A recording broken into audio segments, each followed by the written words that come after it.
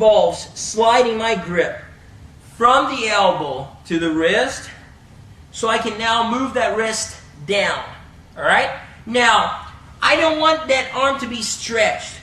Why? Because if I stretch it, it's going to be very easy for him to counter and escape this technique.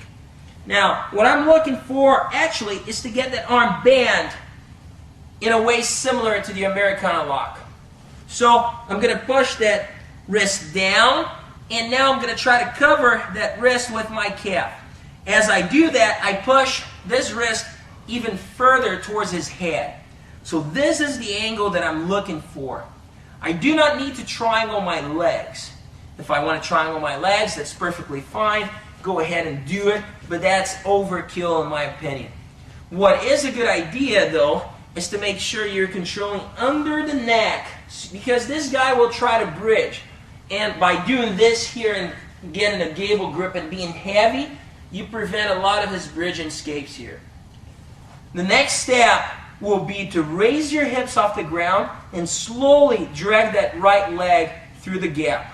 So it's almost like standing up to base. You got one foot on the ground, you got the opposite arm on the ground as well. I'm going to raise my hips, drag the leg through the gap. So right here, and if I want to do this, this is even better. Raise your hips, drag the leg through the gap. Very careful when you execute this move because it's extremely powerful. I'm in sideways side control.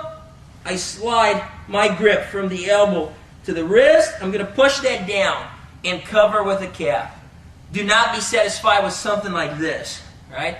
This will slip out. I don't care if you have a triangle or not, it's not going to work. So make sure that you're pushing that towards the face. Then you come with a calf on top. Now, I'm going to plant my foot on the ground. If I want this here, that's great. Extra safety for me. Glue your head right there. If you don't have it, it's still going to work. All right? This is just, like I said, safety. Now you're going to raise your hips off the ground and slowly bring this leg back. Without his arm, so you can see and I can exaggerate the movement, what I'm doing there is raising and dragging back through that gap. As if I was trying to switch back to sideways side control. Now, let's take a look here at the escape from sideways side control.